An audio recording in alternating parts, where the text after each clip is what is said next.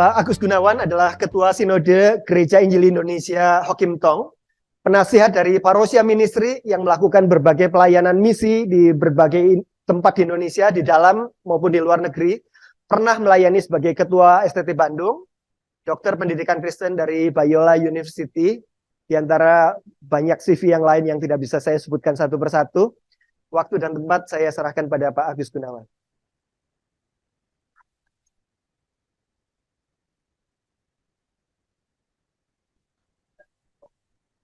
Shalom. Katanya mesti 2 kali ngomong shalom baru responnya tepat. Shalom ya. Saya bersyukur diberi kesempatan untuk sharing bersama dengan saudara 20 menit. Nah, saya akan taat 20 menit. Sebab kalau nggak taat dimatikan tuh mic-nya. Jadi juga kepada saudara yang ikuti secara online, izinkan saya sharing berapa poin saja sebenarnya mengenai pelayanan misi perkotaan. Nah, di sini temanya adalah worship in the city. Jadi saya bersyukur ya dengan tadi dari Ibu Kara Martin itu berbicara mengenai 2 hal yang penting, yaitu work and worship, worship and work. Kalau kita belajar membaca mungkin kita mengerti bahwa basis daripada bermisi sebenarnya adalah worship. Worship dan misi itu penting gitu, karena tidak akan ada worship di sorga, di dunia dan di sorga kalau tidak ada misi di dunia. Satu hari kita akan worship bersama, misi selesai dan kita akan worship di kekekalan kepada Tuhan. Nah, kalau kita bicara mengenai hal ini, sebenarnya pertanyaannya adalah where, di mana city itu sendiri, kota itu sendiri. Saya lahir dari kota kecil dekat Garut, ya, dekat Garut, dekat Bandung, kota Garut. Itu sebuah kota kecil. Dan kalau kita melihat pelayanan kota, sebenarnya itu kita bisa membagi berbagai macam kota di dunia ini. Nah, sekalian dalam pelayanan saya melihatnya gini ya, kalau saya boleh membagi ada 5 scoop city, pelayanan yang kami kerjakan. Pertama adalah city yang metropolitan, city kota-kota besar. Gitu. Ini memang culture-nya berbeda, itu sebabnya kita kategorikan berbeda. Jakarta, Singapura, Los Angeles, kami ada pelayanan di kota-kota ini dan culture-nya itu memang berbeda. Atau kita, ini kelas pertama lah kalau saya katakan, cluster yang memang tidak bisa dihadapi dengan cara biasa. Itu satu. Jadi cluster itu. Yang kedua adalah cluster kota-kota menengah. Seperti Bandung, Surabaya, mungkin Medan, dan sebagainya. Atau kota-kota yang bukan secara kondisi itu seperti kota-kota yang pertama. Karena itu memang iklim, suasana, culture-nya juga berbeda. Yang ketiga adalah kota-kota kecil. Kami ada ministry juga di kota-kota kecil. Ada beberapa cabang gereja kota kecil. Dan yang keempat adalah pedesaan. Nah, ini juga yang menarik. Karena orang akan flocking to the cities, urbanisasi, tetapi juga ada gerakan juga kembali ke desa. Di Indonesia itu luar biasa. Ini Bapak Presiden kita kan baru ketemu nih dengan kepala-kepala desa. Jadi di Indonesia berbeda gitu. Kalau kita pergi di luar negeri, mungkin desa-desa ditinggalkan. Tapi di Indonesia, desa-desa juga powerful begitu. Kalau kami pelayanan di wilayah-wilayah pedesaan ini melihat luar biasa. Jalanan-jalanan, kan tiap tahun itu kan ada dana desa ya, yang luar biasa dari pemerintah itu gede sekali. Jalanan jadi bagus, situasi jadi bagus. Sekarang kalau kita pergi ke restoran, rumah makan, kita perginya ke sawah, ada kerbau gitu kan. Dan itu salah satu bisnis yang lagi booming gitu. Orang sudah jenuh dengan kota, dia pergi ke pinggir, ke desa-desa. Jadi ini klaster yang keempat yang kami kerjakan. Yang kelima adalah Unreached People Group.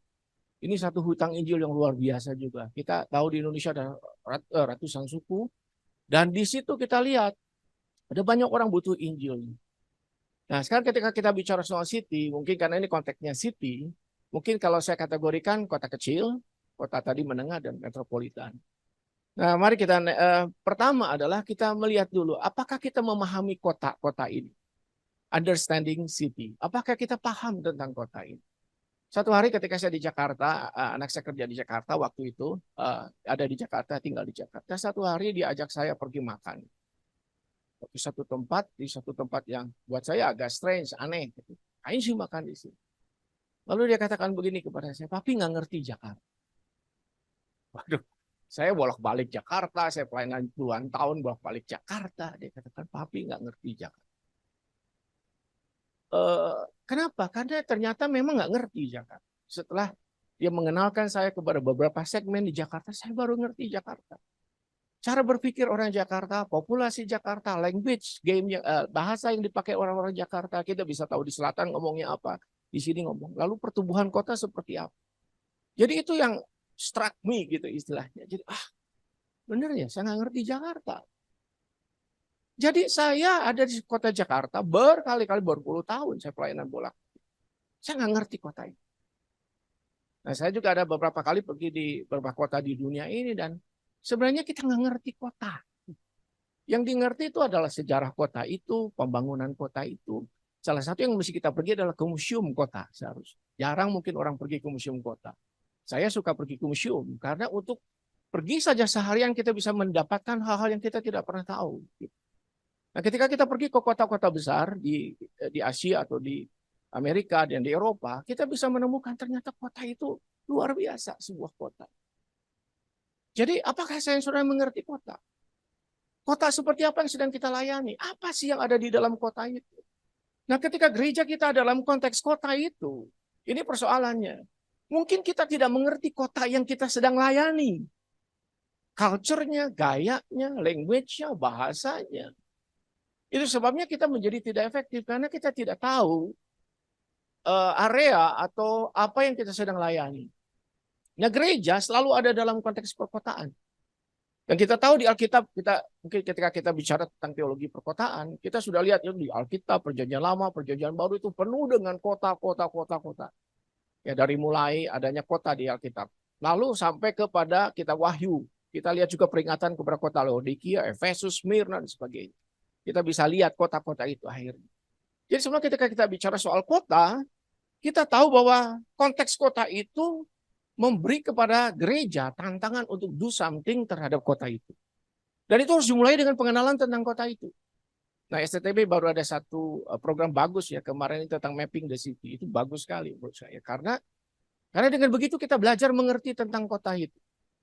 Dan di situ kita melihat bahwa di Alkitab tantangan terhadap perkotaan itu selalu akan ada. Jadi di Efesus berbeda, di Roma berbeda, di Antioquia berbeda, di Yerusalem berbeda, dan seterusnya. Jadi setiap kota itu memberikan kepada kita gereja challenge yang berbeda. Dan itu sebabnya maka nantinya adalah approach kita mungkin berbeda terhadap kota itu. Karena kondisi situasi daripada kota itu sendiri berbeda. Nextnya adalah, saya mau ambil contoh sebelumnya tentang pandemi. Begitu kita kena pandemi ini, kita tahu dengan jelas, kita meninggalkan betul-betul paradigma melakukan pelayanan seperti as usual. Kita langsung shifting, oleh karena pandemi itu memberi kita satu challenge yang tiba-tiba berubah. Semua paradigmanya berubah. Istilahnya maaf, buku-buku yang kita baca, itu mungkin sebagian setengahnya sudah tidak berlaku lagi.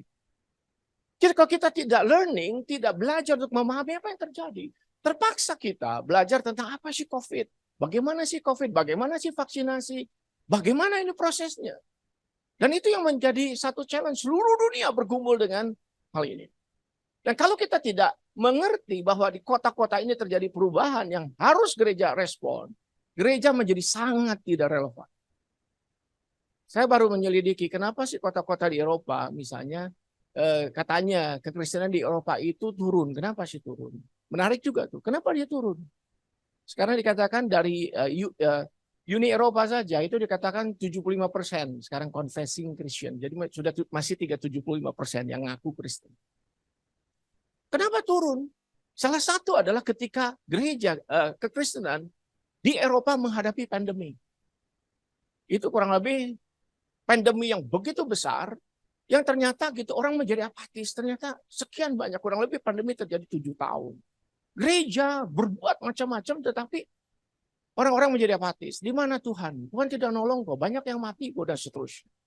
Nah, itu salah satu yang kemudian membuat gereja itu decline di Eropa. Salah satu. Jadi pandemi itu nggak main-main. Itu mengubah banyak hal. Dan itu mempengaruhi kota-kota kita. Apa yang gereja lakukan waktu pandemi menjadi sangat penting. Karena khotbah-khotbah itu menjadi berbeda gitu. Tema-tema khotbah menjadi berbeda. Kalau gereja hanya memakai annual theme for preaching, ya pasti gereja itu gagal. Apalagi gereja yang ini, ayo kita khotbahnya dari kitab Kejadian sampai Wahyu. Nggak peduli apa yang terjadi. Jadi itu gereja akan selalu berada di dalam challenge di kota itu dari pertanyaan-pertanyaan besar dari kota itu sendiri. Kedua adalah soal leadership. Nah kembali, Christian leadership itu menjadi challenge karena sebenarnya di dalam gereja kita menemukan ada banyak jemaat. Tapi pertanyaannya seperti Tuhan Yesus katakan, ladang yang menguning tetapi pekerjanya sedikit. Ini kuncinya. Yesus bicara soal kuncinya ini loh. Mintalah kepada Bapa, doalah. Bukan untuk ladang itu saja, tapi doa supaya Tuhan kasih pengerja yang bisa bekerja. Maka gereja itu butuh orang-orang yang bukan cuma follower. Yang meramaikan gereja. Bukan, kita butuh orang-orang yang siap bekerja di ladang Tuhan. Jadi leadership challenge yang kita hadapi di sini adalah kita butuh leadership di dalam gereja. Baik itu hamba Tuhan, baik itu penatua, baik itu diaken, majelis, pengurus, aktivis, anak-anak Tuhan. Yang betul-betul bisa menjadi Christian leader di dalam gereja dan termasuk bisa berimpact ke kota. Seperti tadi yang dikatakan kita mesti ada di kota dan hidup di kota kan. Bekerja di kota, bisnis di kota.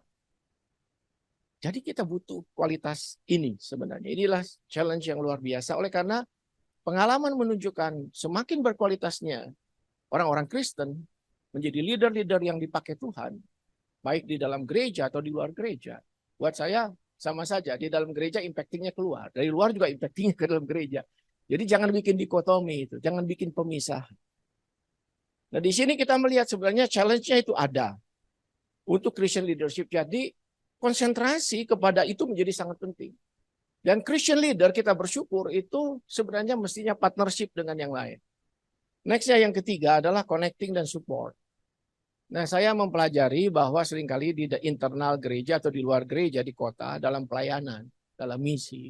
Seringkali semua segmen misi ini kan banyak. Dari A sampai Z. Itu seringkali mengklaim dirinya sebagai yang terbaik dan ingin mencoba menyelesaikan pelayanan kota. Kegagalannya adalah saudara merasa ini paling penting, ini pelayanan ini paling penting. Saya di medical paling penting, saya di edukasi paling penting, saya di gereja paling penting. Akhirnya kita itu menghabiskan energi kita attacking each other. Dan itu saya lihat seringkali terjadi. Bahwa ada orang-orang yang merasa dirinya paling penting. Kalau dalam misi kita lihat di perkotaan, misi di perkotaan itu dari top down. Dari bawah sampai ke atas. Itu semua tantangannya ada. Kita mesti melayani orang-orang yang di pinggiran. Orang-orang yang pengangguran. Orang-orang yang bermasalah. Yang low income. Kita harus layani. Tetapi juga tidak bisa mengklaim itu yang paling penting. Lalu meniadakan semua yang lain. Gak begitu tuh. Atau saudara yang melayani di top dengan pejabat-pejabat. Mungkin di kota itu dengan orang-orang paling penting di kota itu. Lalu mengatakan ini tidak penting. Saya rasa holistic mission itu harus akan mengadres kita untuk melayani ini. Dan itulah menjadi persoalan bukan? Itu yang terjadi di Kisah Rasul. Kenapa gereja akhirnya harus berkembang juga? Ketika ada segmen tertentu di Kisah Rasul di mana orang-orang yang non-Yahudi itu yang tidak dapat bagian, itu kan langsung komplain. Problem di situ. Tetapi Alkitab luar biasa sekali. Rasul-rasul rapat lalu kemudian menciptakan pelayanan yang namanya diaken. Diaken itu disetting untuk melayani meja, melayani orang-orang yang berkebutuhan khusus. Jadi tidak bisa kemudian tidak saling connect dan support. Buat saya at least gini nih, kalau kita mengerjakan satu pelayanan misi yang Tuhan kasih ke kita, at least support yang lain doakan. Support. Kalau nggak bisa ya jangan attack lah. Itu sudah bagus. Karena kita akan lelah dan akan melelahkan. Ketika kita mengklaim bagian ini yang paling penting di kota ini, yang lain tidak penting. Dan kita suka mendengar seperti itu. Kita mesti berpikir holistik beneran. Kalau saya dan saudara tidak bisa mengerjakan itu dan panggilannya tidak sama, ya sudah kita support dan link kalau bisa. Dan yang terakhir adalah strategi. Kenapa kita perlu satu strategi? Yang saya sebut strategi bukan satu hal yang mungkin terlalu canggih, tapi kita sebut pendekatan.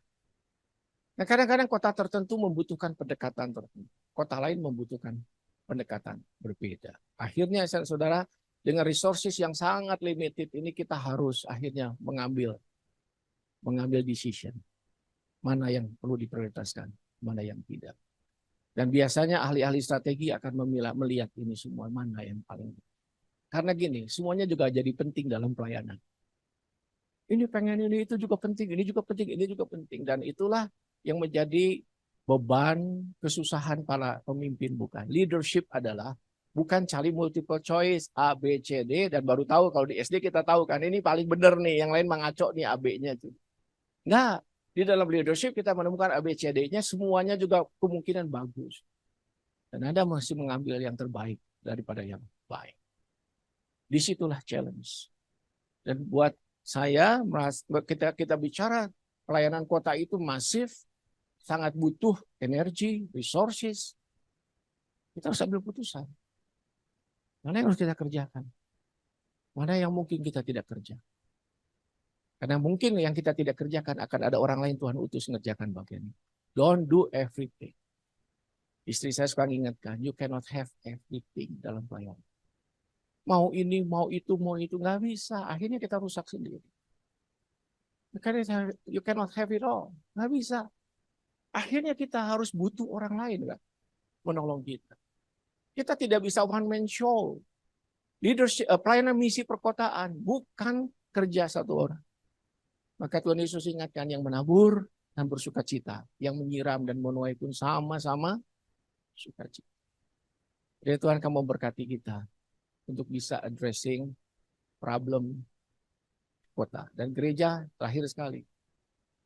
Gereja sepanjang zaman selalu akan menghadapi pelayanan di masa lalu dan kadang-kadang Tuhan izinkan berhenti. Yerusalem berhenti, pindah ke Antioquia. Antioquia berhenti, pindah ke Alexandria dan seterusnya. Akhirnya juga selesai. Di kitab Wahyu, gereja-gereja di kota-kota itu hanya selesai. Dalam ketidaksetiaan mereka habis. Saya bersyukur ada kesempatan ke Geneva. Ketika di Geneva itu saya pergi ke satu gereja. Oke, kita lihat gereja itu. Lalu duduk di belakang. Duduk di belakang. Ya doa, lihat-lihat gereja. Lalu iseng-iseng saya buka handphone saya. Saya pengen tahu ya, Calvin itu khotbahnya di mana, Yohanes Calvin. Begitu. Ternyata gereja di mana saya duduk di belakang itu adalah gerejanya Calvin. Jadi saya maju ke depan. Lalu saya ketemu dengan satu orang di counter. Saya bilang, ini gerejanya Yohanes Calvin. Iya. Dan di situ ada pulpitnya, ada tempat dia khotbah di atas, ada Alkitabnya, ada tempat Calvin duduk, ada kursinya Calvin. Saya pengen duduk di kursinya Calvin supaya ada semangat rohnya pindah. Tapi nggak boleh. Saya bilang, please, sebentar aja. Nggak boleh. Ya sudah. Akhirnya saya di pinggirnya saja. Saya membayangkan Yohanes Calvin. Ketika dia tidak mau pelayanan di Jenewa, Farel itu bicara ke dia, kamu harus dikutuk kamu kalau tidak. Akhirnya Calvin stay di sana. Dan di area situ, di gereja situ, dan dia mengadakan reformasi di situ. Zaman ke zaman, saudara-saudara diberikan kesempatan, mungkin hanya sekali dalam hidup.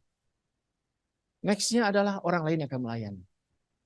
Kita tidak akan bisa melayani sepanjang zaman untuk kota itu karena kita juga akan berhenti.